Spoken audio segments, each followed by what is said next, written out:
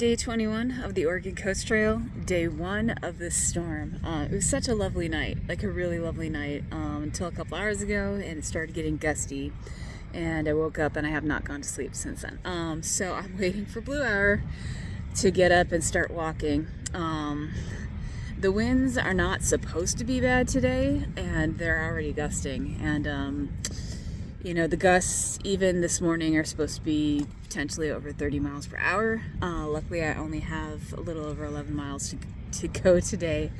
The tent is being pushed in as I'm speaking. So I'm gonna try to get that done as early as possible. And then looking ahead with this storm, some of these days have winds at 30 miles per hour, not even gusts, winds at 30 miles per hour. So I might have to think about getting a hotel, something with walls, for maybe like 2 days. That's really going to throw off the rest of my schedule, but I don't think it's a good idea to be out on the shoreline in those 30 mile per hour gusts. So okay, just waiting and hopefully get started soon. Blue Hour, we still have lights out at sea. Let me zoom out. Hard to see here, but this is a steep dune section and it's high tide, so I've got the extra, wow, look at those waves.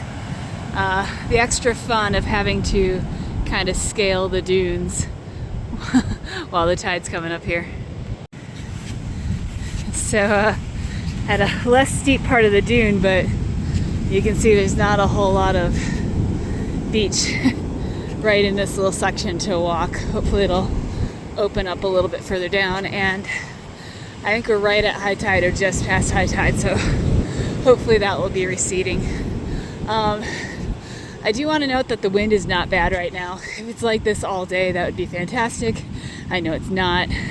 My tent was being whipped around because it was at the very top of the dune where wind gets funneled, but not a bad idea today just to try to get some hiking in before the winds are really hit. You can see the sand gets a little soft, makes sinking into it, makes going forward a lot harder. So yesterday when I got to camp, I was so exhausted from walking through that soft sand. Right now it's a little steadier, but it gets soft for sections. So that's why I picked the campsite on top of the dune. It's just so tired, I just picked the very first one. Very red sunrise coming up to the east there. I think it's going to be a gray morning. Not as much mist as I had predicted. There's my footprints along with my pole prints. Kind of looks like a turtle track because I'm using my poles to move through the soft sand. Those waves are getting pretty big. I have a feeling they're just going to get bigger as the winds pick up. Again, right now it's nice. It was just a poor placement of my tent last night. But again, I know that's going to change. Okay, less than a mile till I leave the beach. As much as I love the beach, I'm not enjoying walking through the softer sand. It's exhausting. But I've also been, I've been taking breaks. I've been checking the weather. It might not be as bad as I thought it would be. I could probably at least do today and tomorrow on the normal schedule and then figure things out from there. I'll have plenty of time at the campground, assuming that there's signal, to work some of this stuff out. Okay, so we've got a nice green sign. Exit 156. I'm gonna be exiting the beach. I'll just turn around real quick. So next up is Floras Lake and Floras Lake State Park, and then I do the climb over Cape Blanco, which is right in front of me, and then the state park. It's funny because Cape Blanco looks so close. That's just this thing right here, Cape Blanco. Just on the other side of that is the state park, but it's actually still 7 miles away. So I was all excited to get out of the soft sand and this path around Floras Lake here. Got some cool homes all across the way with some boats. That would be fun to just take the boat over to the ocean. But this trail is technically on the other side of the dunes, and it's still soft sand. Now, luckily on a much more solid track now, although after spending how many miles moving through soft sand, it actually feels weird to move over a hard surface. Like it feels unnatural.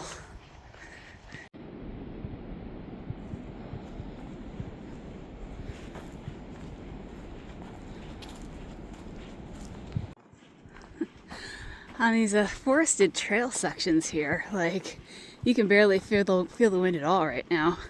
I'll have to check how much of these I have upcoming. All that self-fear mongering this morning when I woke up to my tent blowing might be for nothing. Like if I'm not on the beach getting sandblasted, it might not be an issue.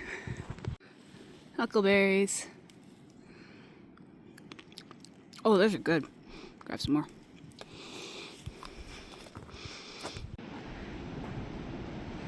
Still heading through Floras State Park, getting some nice coastal views, and occasionally I can hear some nice wind gusts, but I've been in the trees most of the time, so it's been nice. Alright, about to emerge from the trees. I can hear the wind. I could see it when I was looking up in the trees. Gonna go down to the beach for just a short stint. There is a tide warning there, but that river may actually be contained where it doesn't flow over, the rise of the beach. So I'll have to see when I get there. But should just do a short stint to the beach in this wind, and then I'm probably just heading back to the forest. Yeah, a little bit more wind now.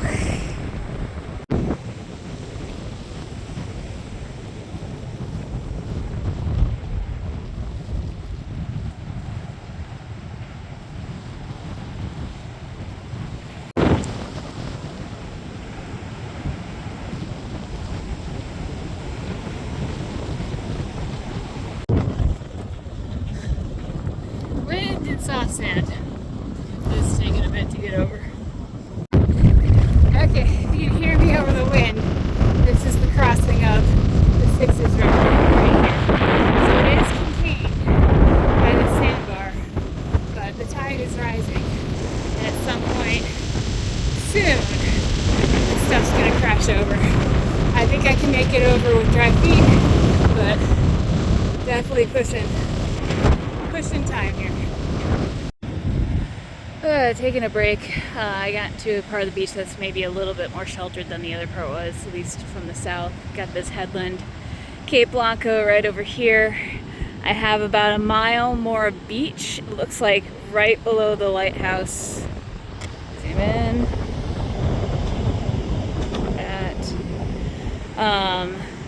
Around that area is the trail that will take me up and over to the campground. I'm only like a mile and a half from the campground.